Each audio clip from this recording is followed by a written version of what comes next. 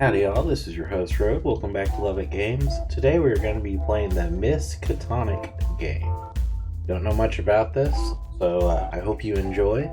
Please like, comment, subscribe, share the video, and tell me what you think in the comment section down below. Do not know if this even allows controllers. We'll find out. May use the keyboard.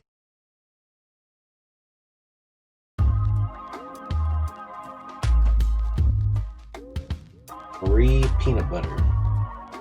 Bonjour, we children. My name is Marie Peanut Butter, head of the occult science of the Miskatonic University.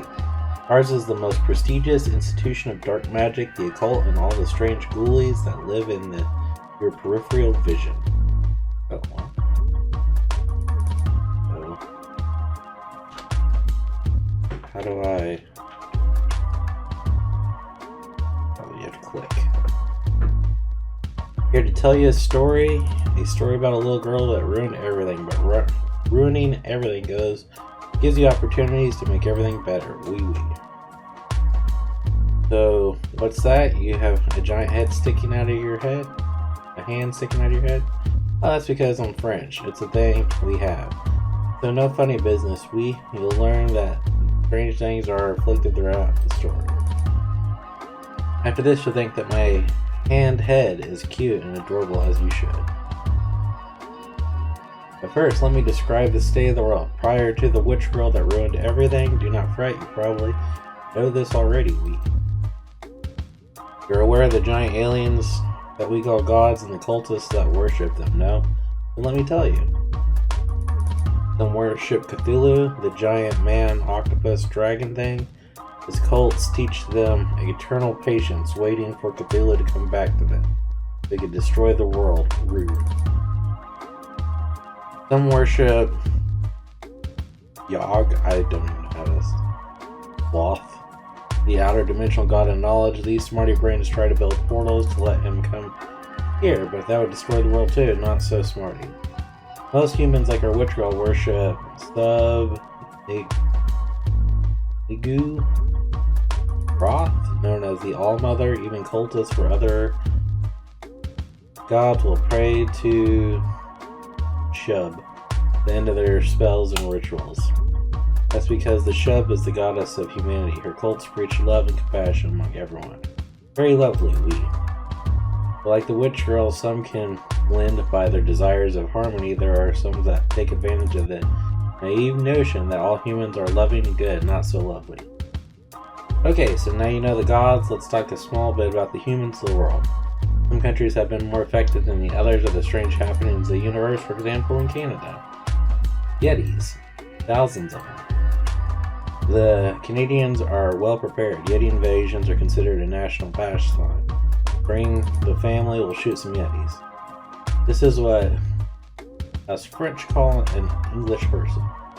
Notice the sharp teeth, purple blush, big ugly face. A couple decades ago it was discovered that a huge percentage of the English nobility were actually cannibals, breeding humans in underground caves like livestock.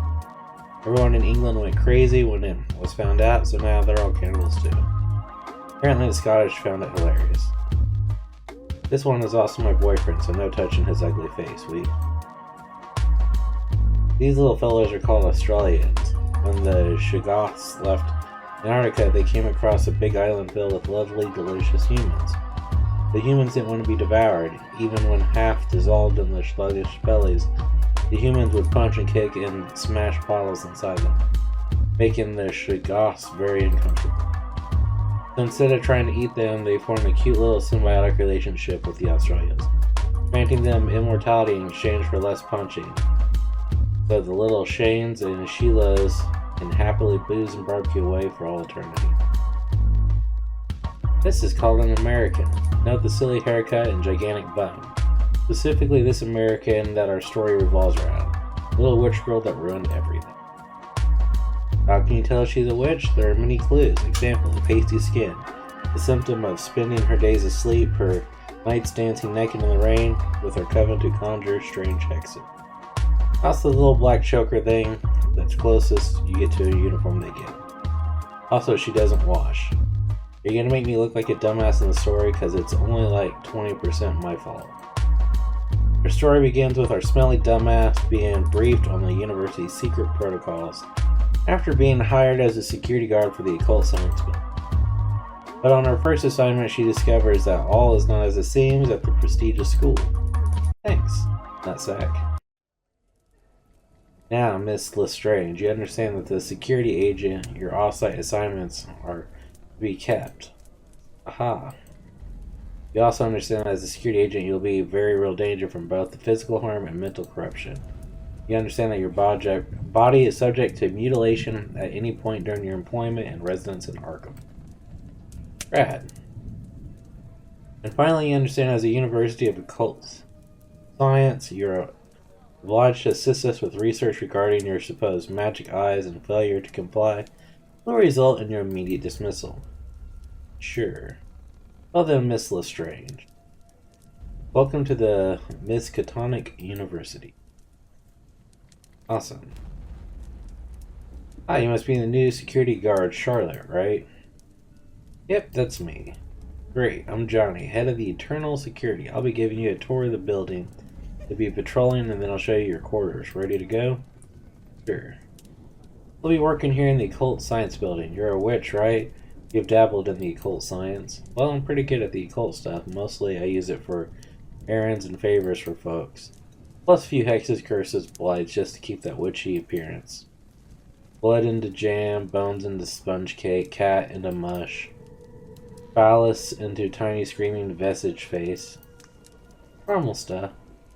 We'll do a little differently here this way. Awesome. This is the F room, where the students can perform experiments on the Necronomicon. The creature acts as a shield to the outside world, keeping any experiment sterile and quarantining any unexpected summonings. Hi. Hello. We didn't know it could do that. Did you try talking to him? You're going to provide so much needed common sense around here, Charlotte. The building also houses the Corporeum, a surgical theater where students can perform vivisections and autopsies on otherworldly creatures. Speaking of which, this is Eddie, one of our monster hunters. Thanks to him, our Corporeum professors have been able to gather more information on living horrors than any other in the university history. The trick is to figure out where its face is, then commence to repeatedly punching. Who's the new girl? This is Charlotte Lestrange, a witch from Chiswick Coven. She's working security for this building. Hi. Looking after us rascals. Well, give me a clipboard. Flip around the back of the head if you see me slacking, and I'll get to work. I have big stuff. I've been known to whip some ass with my big muscles. There you go. Come around, chop. Chop, you want to see me and the lad triangle up the other day? You witches like nightmares, right? Sure, well, that fun ones anyways. Then when your teeth fall out and you... Wow. I cannot talk today. Sure. Well, the fun ones anyways. Like when your teeth fall out and you sew them with the sandpaper to make a lovely necking. Or when running down a corridor in slow motion with a bunch of hands coming out of the carpet and grabbing your ankles. And you finally stop to ask them what they want, and it turns out your shoelaces were untied and they're just super concerned for your safety. Or when you're at school and you stand up in class but forget your pants and you're embarrassed, but everyone compliments your butt. Well, you're a bloody weird one, Charlotte, so you'll fit in around here. Don't let my sister catch wind of you, she won't leave you alone. You telling stories like that.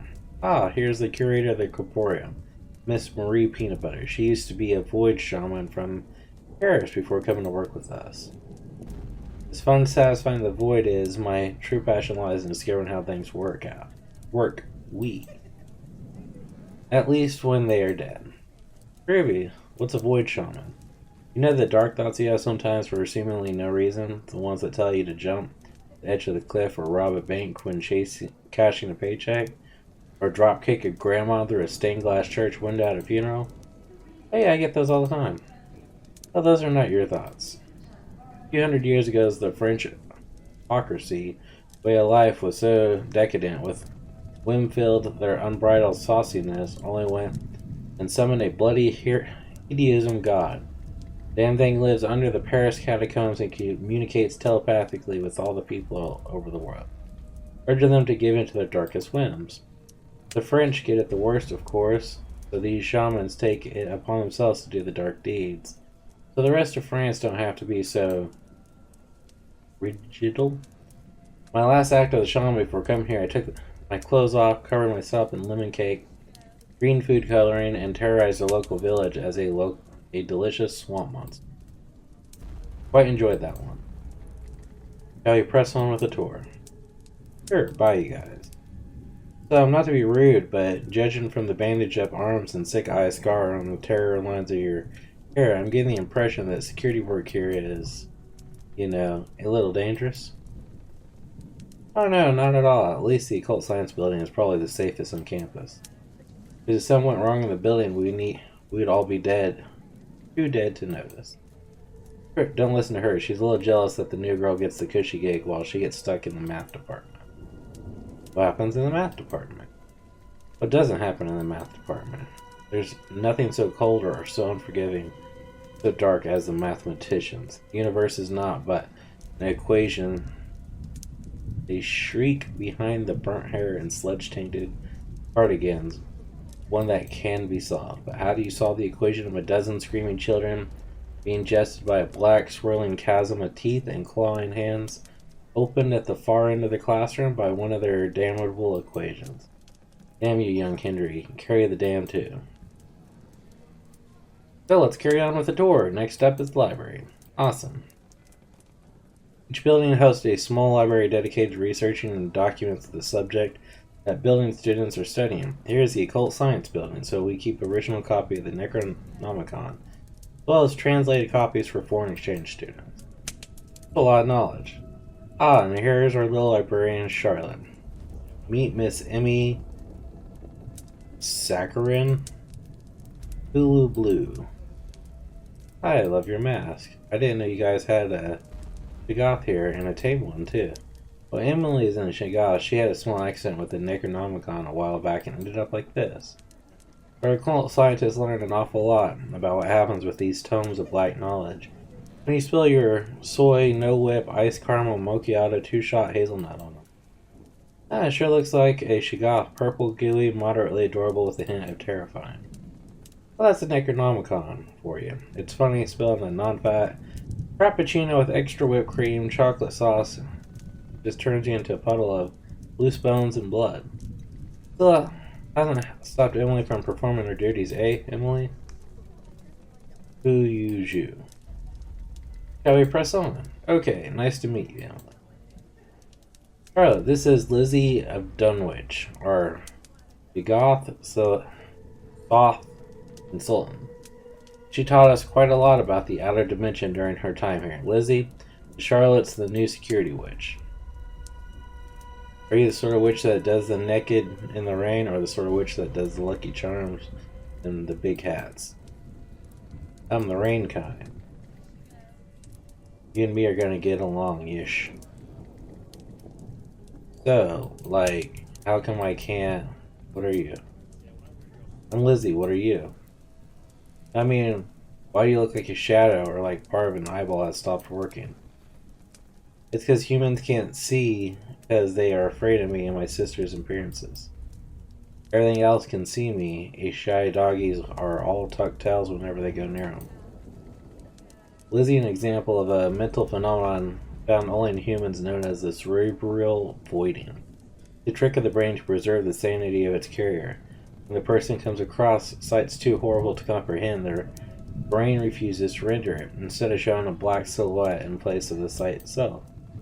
Essentially, instead of seeing Lizzie's insanities inducing true form, your brain is protecting you by showing you a shadow instead. But I saw that interviewer no problem, the guy whose face was just teeth and gums, and the girl with the hand sticking in her head, and Emily the librarian. Yep, Lizzie and the Dunwichian sisters are a league of their own when it comes to horrific appearances. We sent a lot of students to the asylum trying to figure her out.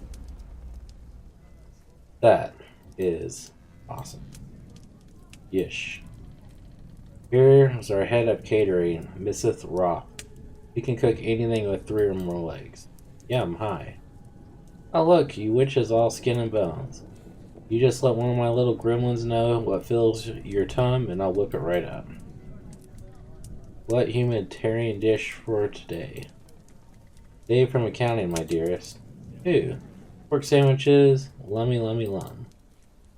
We employ a small staff of cannibals from England. Eddie is the corporeum, and Annie, being two of them, they only eat flesh, accidental deaths with the family's consent. Usually. I get it, humanitarian funny. But once you're done with Johnny's little tour, let me know and I'll make you breakfast. If you're making her breakfast, let me have the arse portion. We'll make steak and kidney pie, big old witch rump. You ain't no rump steak, Annie. You little hordes got poor old Dave. Oh, come on. At least you have my ugly feet and a nice lean covered in flavor. Entirely useless. Look at them. All the way down there. When I'm done with them. Great, let me get an appetizer. A little lick between the tootsies, pre-brunch snacklet, how about it? Don't encourage her, dear. She'll be gnawing all over your little feet until your little feet fall off. My bad. Speaking of cannibals, good morning, Miskatonic. It's your favorite morning announcer. Mindy in the morning, bringing you all the Miskatonic morning announcements. As when you see fit, it's currently 2:30 in the afternoon, so let's get started. Those of you students who have volunteered for the Submerge necromanic mutation testing has unfortunately been cut off by Professor Baxter on the grounds that the school's swimming pool is now alive. Lunch today will be turgid and depressing. And with the owner of a white child, please report to the reception office. It's currently being towed. What was that? That's awful, Minnie. The morning announcer. She does that a lot. Perpetually. You seem pretty comfortable around this stuff, Charlotte. Oh, I grew up in Maine. Not as many mutated folks, but they make up for it with their goofy supernatural happening. Hey, Johnny. Claire's been looking for you. Thanks, Chasm. Oh, come on, Charlotte. I gotta make a quick drop-off. What happened to her? Oh, that's Chasm, one of our poor old diver team. They usually work out at Dunwich, coming back to write reports on their yeah. Can't even talk. When they come back, of course. So let me make a quick stop and I'll show you to your room. Oh, Johnny, so this is Strange Girl, the Crumbler, the Ruin. Oh, look at this guy. I like how your coat melts into the floor. Yep, that's her. Charlotte, this is Dr. Thirst Fountain, the head of occult science and the discoverer of residual evil.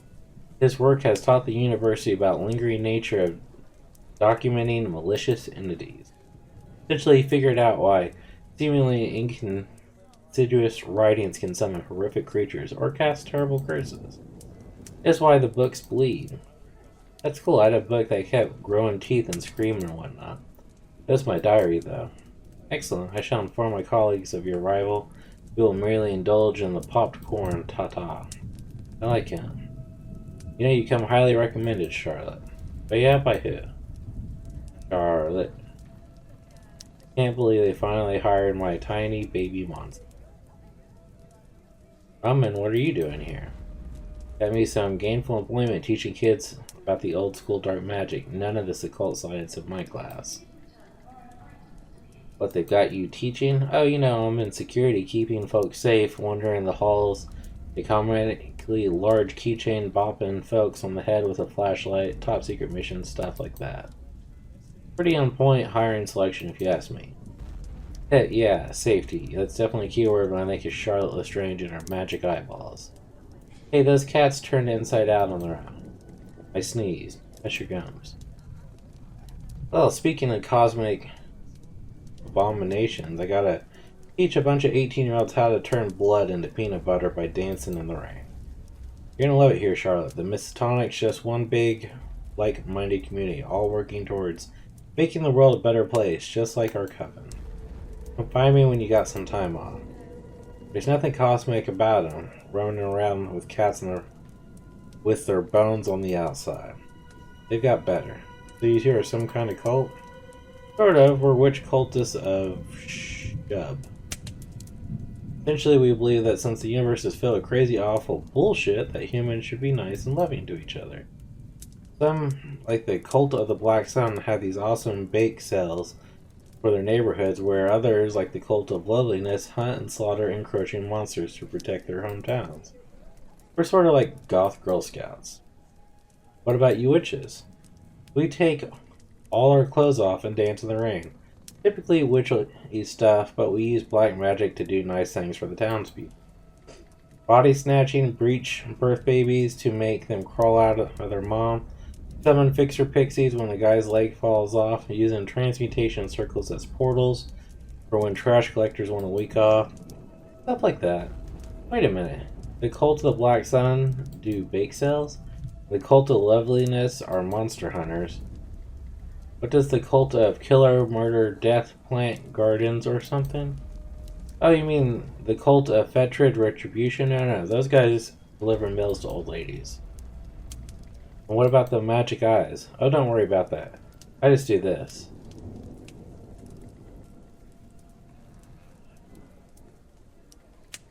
Okay.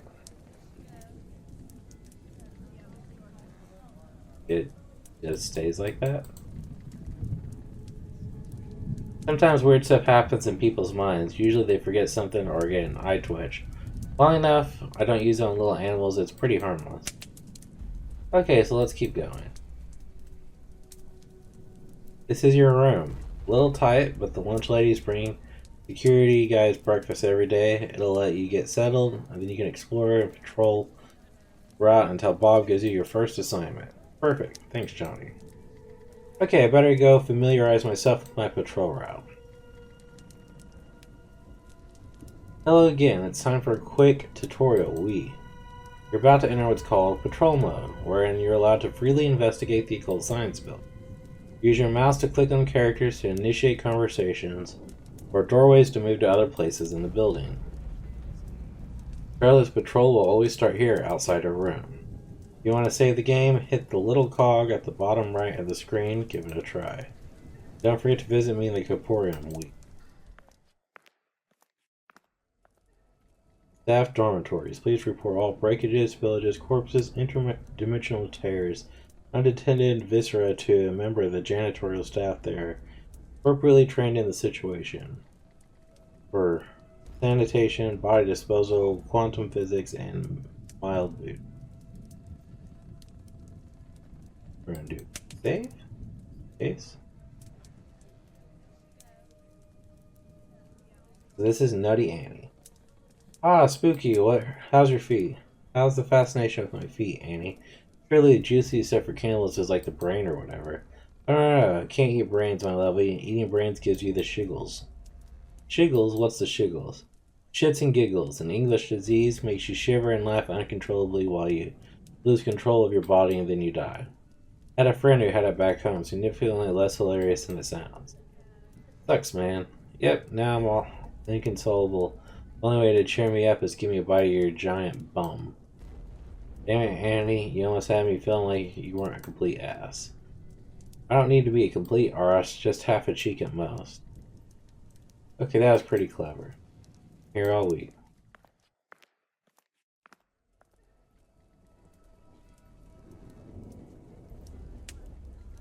I should look around and meet some folks, get a lay of the land since I'm working here for a while.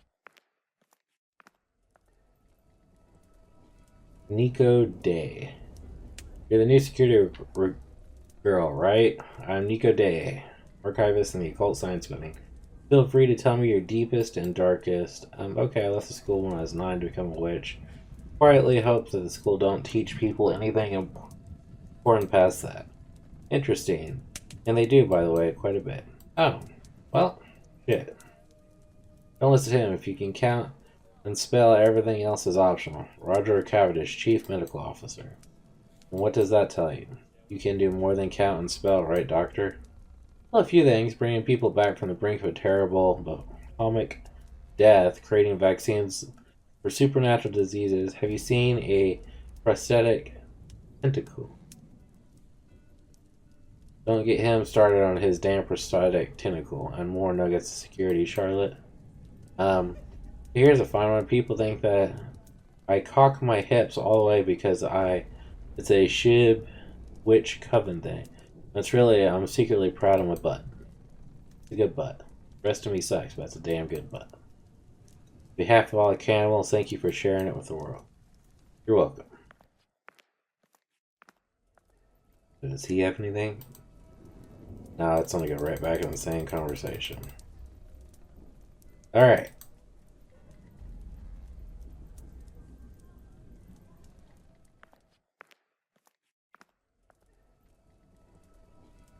So, I'm subbing a class for one of the astronomy guys, right? And I'm substituting, meaning it's time to watch a documentary in the lecture hall. Everyone's watching this thing, and it's like the closest star in our solar system is about 4.5 light years away. And thought you felt lonely. I'm like, why would you assume that? Why would you assume that literally every person who watches this? I grew up in a coven surrounded by spell-slinging psycho bitches, and now I work in a university. I salivate at the concept of loneliness. I wonder if they say that in nature documentaries too, trying to make weird animals relatable. Yeah, I thought you sprayed pungent urine at attacking predators. And you thought you had a projectile tongue that was sticky at the end that you could catch cute bugs. And you thought you had a four-headed penis. What the F, a four-headed penis? Enchiladas. Chinas. Perhaps girls and achinas are in the world of the Eckridge horror kink. Guys with achinas gotta steer their game up and turn their peens into horrific nightmares. I have no argument for this.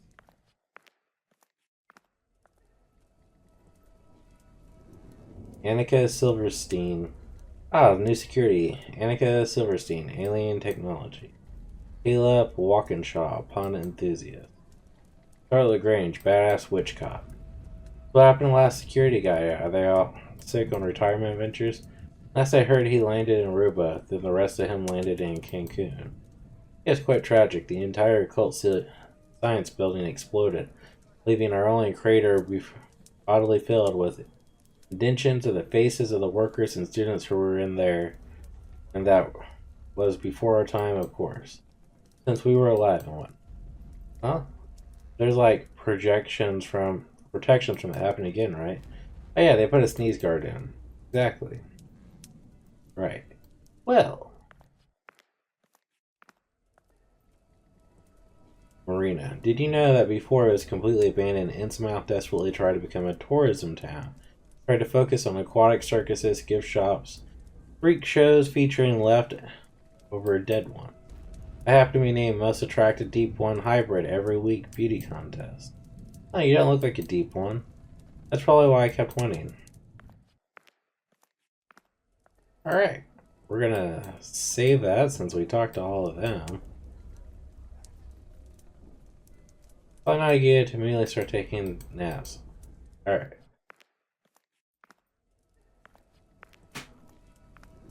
So, Davis Tilling. All my classes are at 7 a.m. Got any ideas for a book that'll help me wake up in the morning? Oh, you'll want internalized zombification. It's a necrology aisle. All the benefits of being a zombie without the drawbacks of looking like a corpse. Though your intestines will occasionally fall out of your butthole. Oh, they must have a book for everything. So I take a coffee over scooping intestines back into my butthole. Maybe that's just me. A fun trick of the black magic users of the old days was to write spellbooks that simply reading them would cast the curse that the reader was trying to learn on the reader themselves. Fiendish but funny according to them. What happened to your eye holes? How to throw eternal fire directly into somebody's eyes. Luckily it was the Cliff Notes. Hey Emily, do you guys have any books on advanced witchcraft? I kind of want to keep fresh while I'm here. Lulu. I'll take that as an of course. Charlotte, have you seen the size of this library? We got books that ain't even been written yet. Yo. The Science of Rain Dancing by Professor Anna Undercarriage. Guess maybe I'll fit in a little bit better than I thought. I've been doing science all this time. Much like electricity, the human body acts as a conductor of magical energy characteristic in the area of regions of high concentration. This effect is exacerbated with wet skin, leading to so many witch cults dancing naked in the rain in order to conjure spells effectively. Indeed, it seems paranormal encounters seem more frequently when it's raining or in regions of the world where rain is frequent. The witch cults of Seattle and Scotland are considered incredibly powerful and fearsome, though this is simply due to their geographical advantage. Would they be taken away from their home delights, they would simply be as effective as their new weather permits to be. Ah, sick burn. Also, wobbly, what you reading? Nothing, just some stuff about witches. You wouldn't get it. Nah, probably not. That's too cool and magic for a dumb old cannibal like Annie. No place for old, ugly, purple blood like old, dumb cannibal Annie. Pure dumb Annie. Hey, come on, I didn't mean it like that. Hey, next time it rains, I could teach you a few tricks. How about it? Get you a pet frog, give it a couple extra eyes, what'd you say? Sounds fun, but I can make a suggestion. I'm sure, I guess. Rather than rain, we could dance around in buffalo sauce. I think I want a little zing when I bite your bum. Damn it, Annie. Why don't you go bug somebody else? Because you're the only one that finds it funny. There's a difference between laughing at something because it's funny and laughing at something because it's ridiculous. Most folks run from folks like me when they take threats of being devoured quite seriously. There's nothing I'd like more than watching you run away, Charlotte. You beat me to it. Yeah. See you around here.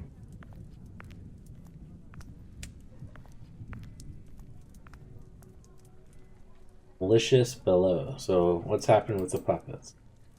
We help her talk with unfamiliar people and unfamiliar subjects. One must become more familiar with us in order to become more familiar with her. Spent a little too long in the psychology department, huh? I've heard research on all them dark psychiatrics can rub off on people. You spent a little too long in engineering to not know when somebody's pulling your leg. Working and studying in certain buildings has a residual effect. I wonder what effect working in the occult science building has on witches. I hope I don't start talking a chalkboard to my coven's dance rituals. No one wants to know all the angles of rotation of one's sick, free-balling pirouettes. Hey Lizzie, what she got there? Grilled cheese, it's best human invention ever. Everyone says so. Everyone, like everyone in the university? Everyone in the dimension, the Migo, the Euthians, the Starspawn, the Sithonians. When somebody makes one for them, the homeworld elder things. Even the Yogs, like one you knows again. Really, not like I have the internal combustion engine, no penicillin, the telephone, light bulbs, eyeglasses, great big trains, microscopes. No, we don't need any of that. The humanity for all its achievements, all the love and losses, all the wars, all the technology, and all the innovation, and all the art and culture, everything we've done, are considered by the rest of the universe as the guys who made a mean grilled cheese. I don't know how to feel about that. Hey, so why do so many people have tentacles coming out their back? Have you ever faced a Bapho necrotic explosion head on? Oh no, I can't say that I have. Neither has anyone else. First rule of Bathro necrotic explosions: turn away from the Bathro necrotic explosion. I guess the first rule would be don't cause a Bathro necrotic explosion, but people can't seem to help breaking that one. Can you probably tell from the back and the extra limbs, but I have no idea what that is. The process of deliberately paving an artificial portal through our dimension to stop an extra dimensional entities from getting out. The last resort, since usually there are teams of portal divers still inside, but hey, better than end the world, huh? Yes. Hey, maybe you guys should try transmutation circles. That's what us witches use when they need to summon creepy stuff. None of the coven have any weird tentacles. All you need is chalk, a little blood, and some candles. And a complete disregard for pants. Yes, we've been taught the witch method, but the scientific method reduces the element of randomness, increases the size and duration of portals to allow for human entry, and best of all, you get to keep your clothes on. The science is magic plus underwear, huh? Studying at the Miskatonic is a huge opportunity. There are several monster hunters in the hometown. I think my job prospects in the future are pretty bright. It does come with new drawbacks, though. You're not likely to finish your studies exactly the same species as you started. But hey, at the very worst, I'm pretty sure this place could always use some freaky-ass teachers. I'm gonna go ahead and do a quick save.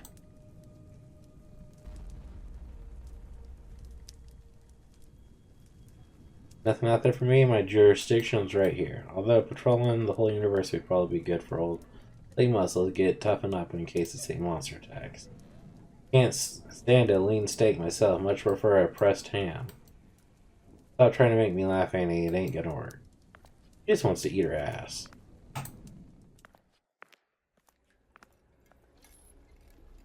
What you reckon they're doing in there? Poking and prodding the same as always. Eventually they'll get bored and tasked with cutting off the husk.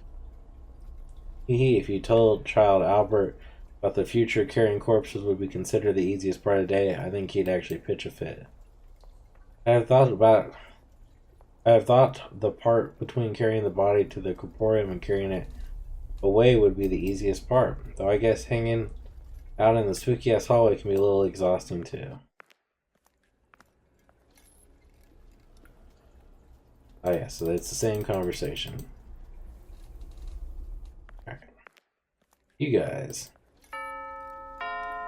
Just a small word of advice, the biology department, you can't stick a dog and a war veteran into a centrifuge and rejigger the mush into a living being.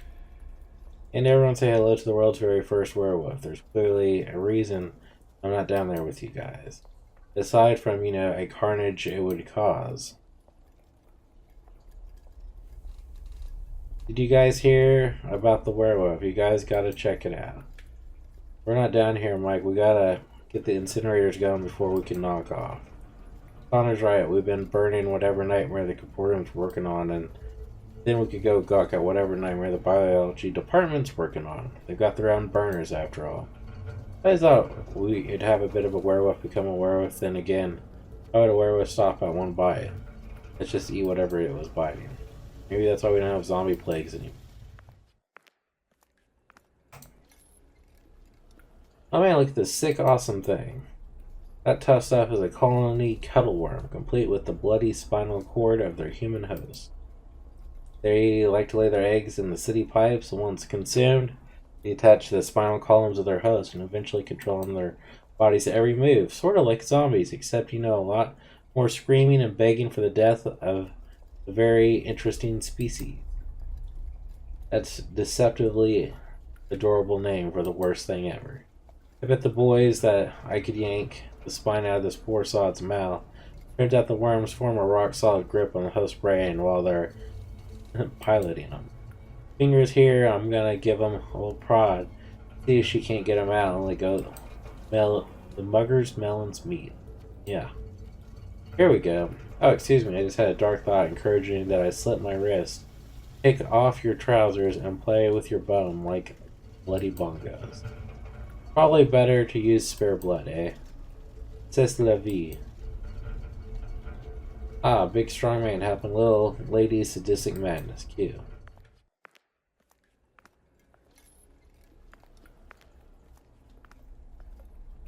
Essentially, you just need to maintain your resources, spending them on the village and stat upgrades, but the village upgrades give passive benefits to both villagers, so you need to be careful that you're not helping the other team in their village. That's where I went wrong with my first game. After I constructed our breeding pit, the other village gained enough population resource to speed their building and foraging process. What the shit are they talking about? So after you draw from the encounter deck, if what you draw is a monster, pick the monster deck. You get to choose to fight or flee. If you fight, compare to the player's card's ferocity stat with the monsters and add a d6 to both stats to determine whether you win or lose. If you flee, it's the same process with the locality stat. Once you've returned to the village board, you can add your successful foraging tokens to the village's stockpile. Whatever team successfully builds their village first wins, or whatever team's village Runs out of food, materials, or population resource loses. So I don't have to go by my in-game name too. Kinda hurt. Yes, you're talking about some sort of board game. Never played one before. Not many places to put the board when you're dancing in the woods with nothing but a smile on. Where to keep the pieces. What's unique about our planet is that all the plants and animals share a universal language, or a sort of collective consciousness, guiding things like migratory patterns, blooming seasons, what is a predator, what is prey, things like that. It acts like a conduit of emotions of organic life.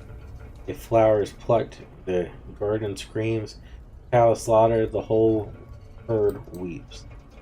Humans seem to have lost their ability over the last 100,000 years. Those few that can hear it go mad with the knowledge of it. Just so you know, the planet is very upset with you humans. Guess I better go apologize to my bagel. Man, I hope that ain't true. As a witch occultist of a love goddess, I should probably be spreading the love to everything, not just humans. Maybe in a whole lot of burgers.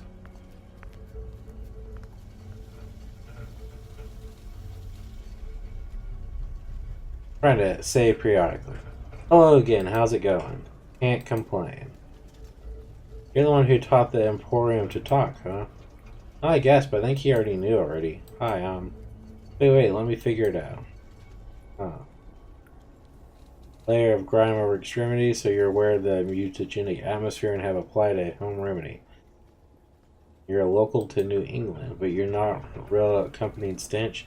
Other than that, of dead flowers, so often with other people. Mild wobbling of the touch indicates a lack of exercise, but the very dirty boots means you're outside in the rain a lot. Judging by the sort of black skirt and choker, you're an active worshiper of Shub, the goddess of love and humanity, and combining the grime and wobbliness smell of the outfit, therefore a member of the Chest Cook Witch Covenant. Exactly, although they were just observations, so what's with the creepy tentacles? Oh, this is as close to the handshake as I get. Oh, well, enchanté.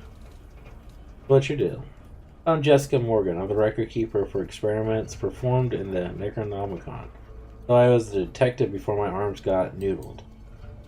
How do you keep records if you can't control your arms with a handshake like that? How do you hold a pen? What do you mean? I have perfect control of my arms. Oh. Oh. Well, it's nice meeting you. See you later, Ephraim. Bye, Spooky.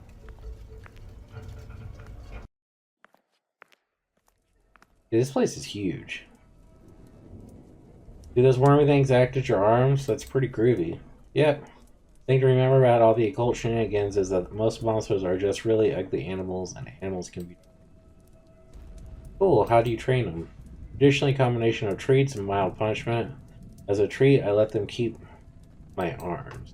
As a punishment, I headbutt the shit out of them. They've never leave mommy's side. They don't even have to command them to do easy stuff. What counts as easy stuff when trading floating worms that act as replacement arms? Oh, you know, cooking, cleaning, getting changed, all the essentials. You should see me play the trombone. There are several benefits to having internal organs replaced by half-sentient liquid slurry. For example, you wouldn't believe how much of your brain is dedicated to simply maintaining the automatic processes of your body. With the slime, my brain is now free to fully ponder the questions of the universe.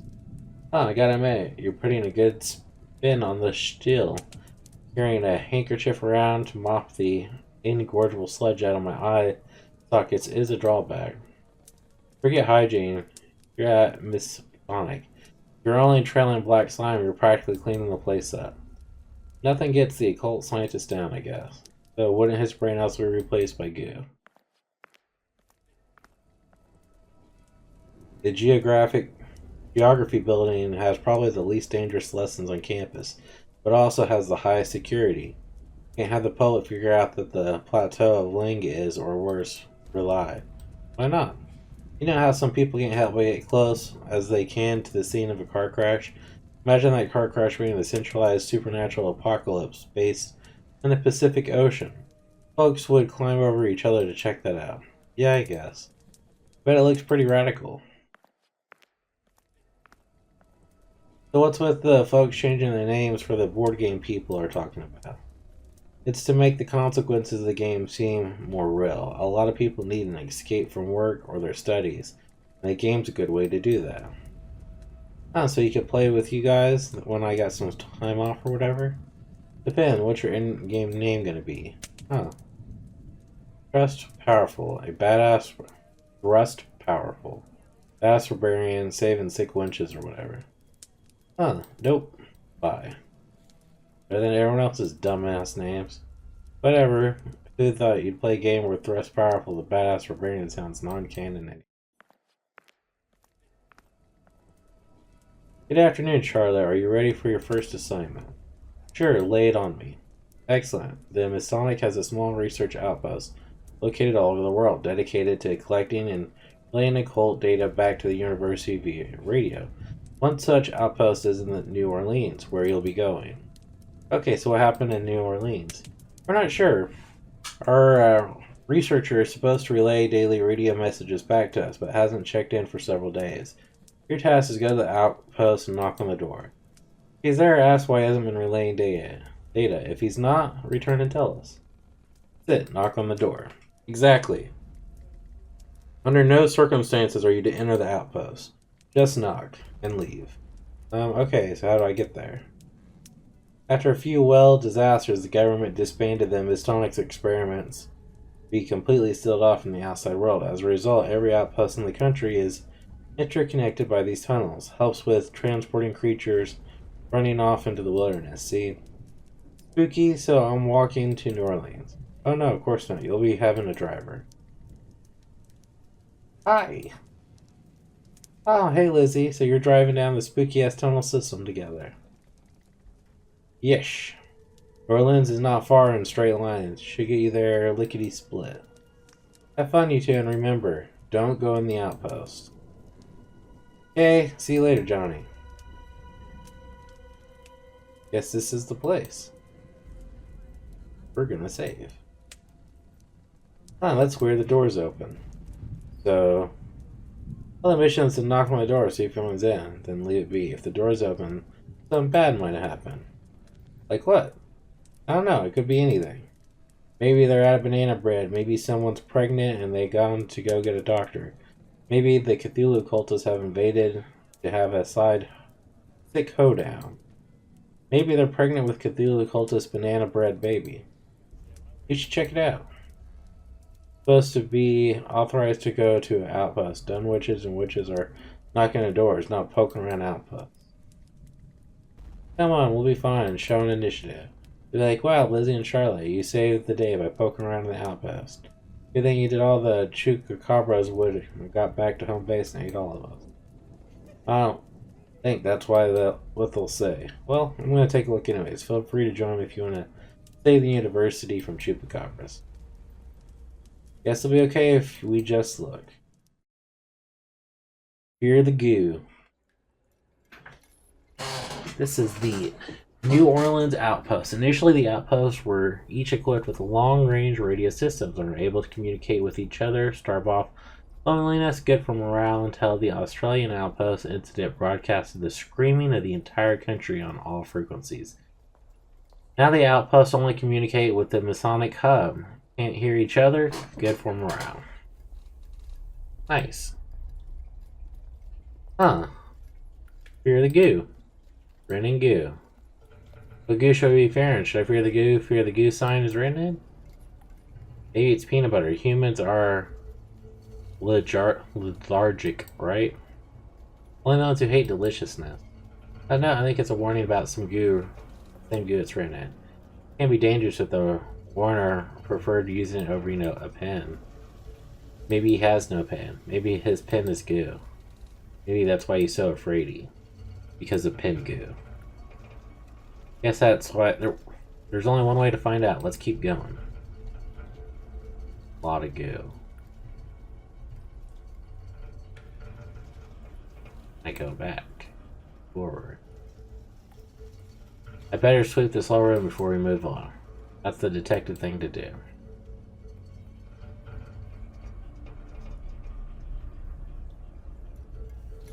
That's a lot of goo. Extraction facility. Initially, we thought that signs were overkill, the Masonic already being notorious for its anal retentive approach to the supernatural. Alas, after several decades, several thousand casualties, we learned that the most dangerous thing in our line of work was the wandering mind. Better sweep this whole room before we move on.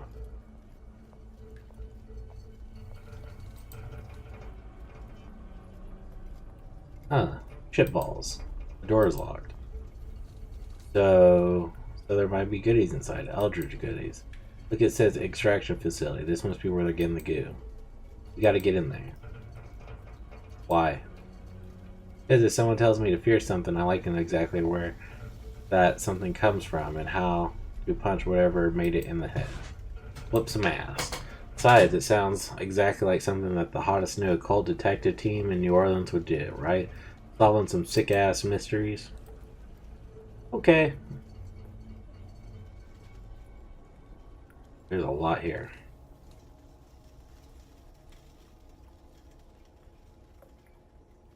Oh. The little Nethi.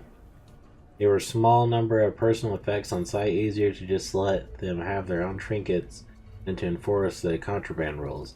And the occasional knife in the gut for a supervisor has been seen as an affordable expense.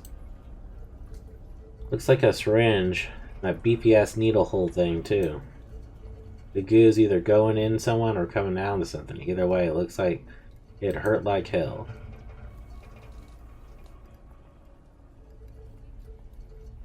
Looks like a poster of Innsmouth, the home of the Deep Ones. Maybe that's where whoever lived here was from.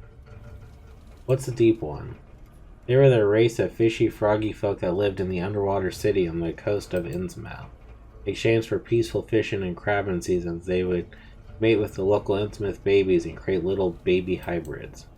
Apparently it was a perfectly sweet deal until some wandering douche came through the town and ruined it.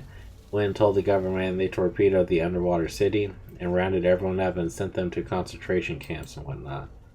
Kinda sad, really. I heard that the little hybrid tadpoles were adorable.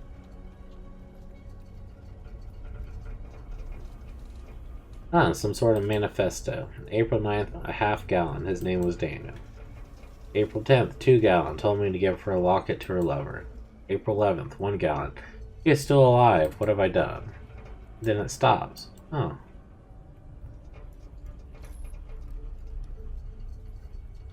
Oh, it looks like a diary. Each night, my darling wife, hidden deep in the back room of the Orgesian brothel, prays to her goddess Shub. Keep in the faith, groovy. We might find a new home, that I might find work for much less dreadful. It's becoming too large to controversially lie that she is carrying a human child. We must gather our pennies and leave soon. There's a little photo. Fish baby. Oh, look at her. So pretty. So full of tadpoles. He's kind of handsome in that, amphibious way. Aw. Why is that an aw? Why is that not an ew? All the storybooks say that there's no pure love than that between a girl and a frog. What? April 12th, 1936. Hey, that was yesterday. A new prisoner was delivered for ooze extraction. He claims that riverboat captain with a ship that sails up and down the Mississippi River claims that there is a deep one refuge situated in the Minnesota, wherein my people live and thrive, hidden from the university's horrific testing and government's terrible camps. I shall rescue my beloved tonight under the cover of darkness, and we three shall make for the Minnesota. I shall miss the radio call-in. They shall send someone to investigate my squalid concrete prison, but we shall be long gone. Looks like the university was keeping this feller against his will, using him to extract goo from folks. But why? Maybe we should ask, oh wait, if the university is as evil as this guy says they are, we must keep our mouth shut and do a little independent investigation. We gotta find out what the goo is, what they're using it for, and why they're such bastards.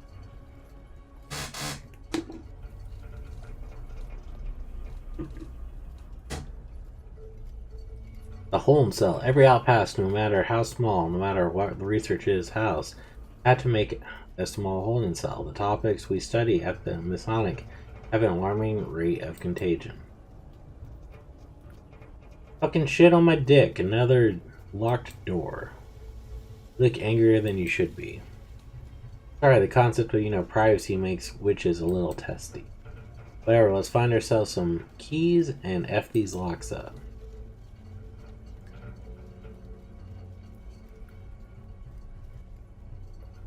The little Yenihil. The deep ones often manipulated in the way humans couldn't. They have their brains called a deeper emotional intelligence. Us. They cry at the same concept of tragedy, so to threaten them with their own was previously affected.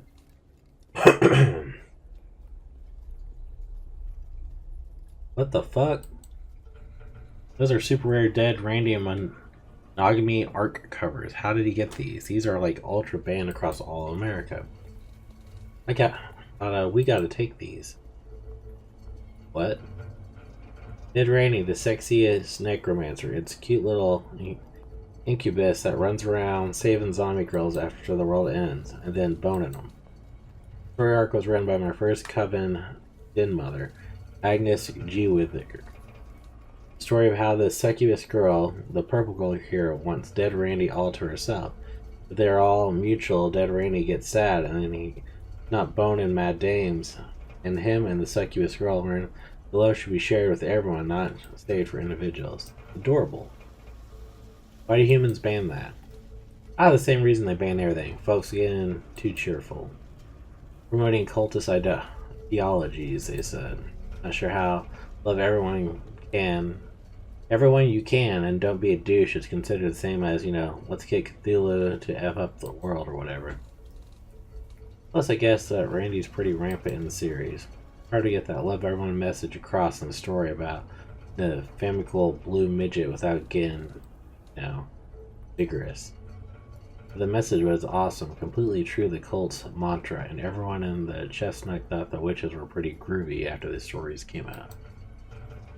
Preach love and compassion, for the universe offers neither. They put their own town motto after that Miss Agnes wrote these series. Come on, we gotta have the hard copy somewhere. These girls in the coven will shit their minds when they hear what I found. That's kind of cool. I have a feeling that we need to save. Dead Randy, the sexy necromancer, death of the deviant.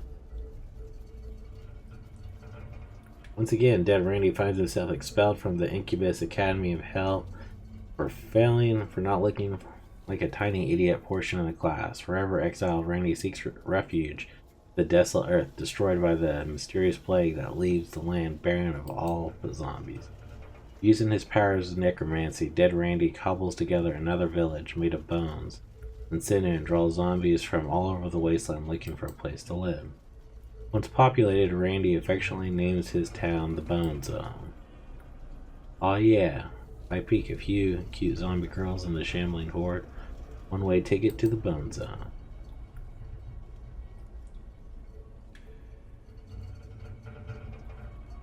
Dead Randy, the sexy necromancer, damsel in decay. The Bone Zone completed, the zombie villagers settled. Dead Randy enjoys the life of carnal luxury. The hordes of zombies come with their arch enemies, the only living creatures left on Earth. That's right, packs of feral Pomeranians are attacking the village of the Bone Zone when one of his lovely consorts are dragged away. It's up to Dead Randy to save her and drive away the feral pups. Man, he's humping the shit out of that zombie. Trying to understand why they banned the Ark. Butts aren't supposed to fall off.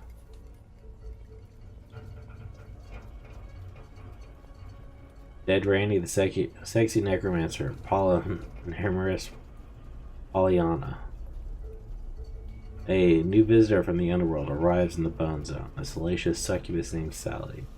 Marveled in his accomplishments, Sally became enamored with Dead Randy, demanding that the pair revoke their demonic job descriptions and become mutual lovers. Shocked at the idea that another demon could love him as much as the dismay of the hordes of the zombie girl, Randy vows to become Sally's boyfriend. Poor dead Randy, seduced by the idea of exclusive affection like a dead mother, always says, love 100 people and 1,000 people will love you back.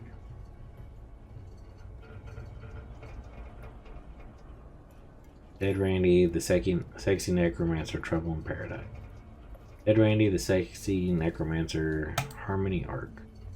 A few months of unreeling ravaging, Randy and Sally start to become bored of their exclusivity, but while Randy aches to share his love with the rest of the village, Sally demands that he spend his pent-up affection on grinding through their turbulent relationship. Bad move, Sally. You got two folks going against their nature of sharing happiness with the world, desperately trying to keep their happiness between each other. Share it. Last one. Dead Randy, the sexy necromancer, monogamy madness. Finally, Sally and Randy see the error of their ways while an amicable breakup and a promise to remain sharing a portion, a bit small one, of their love between each other.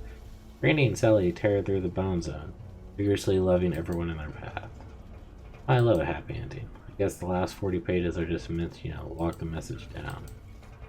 Not quite sure what zombie butts falling off is supposed to represent, but I assure Miss Agnes now the metaphor, whatever it is. Okay, now it's just pervy. Well, that was fun. Learn about sharing affection with people I meet, being kind and caring, and learning not to judge others. Well, that's how to bone Mad Zombie Dane. Let's carry on with the investigation.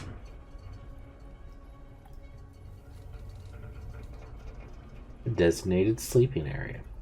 Look, before we go further, let me just say what we do in the Masonic is sometimes a little vicious or a little sadistic, even by objectively cruel. But it's necessary, alright? The universe is writhing cauldron of unreeling malice. What we do to make sure we don't realize that fact. We're gonna save again, just in case. We're gonna call it an episode here. So thanks for tuning in. Please like, comment, subscribe, share the video, tell me what you think in the comment section down below. Let's see what we can get into on the next episode. This is quite interesting, deep, dark, horrific, but it's fun. So see you guys later. Peace.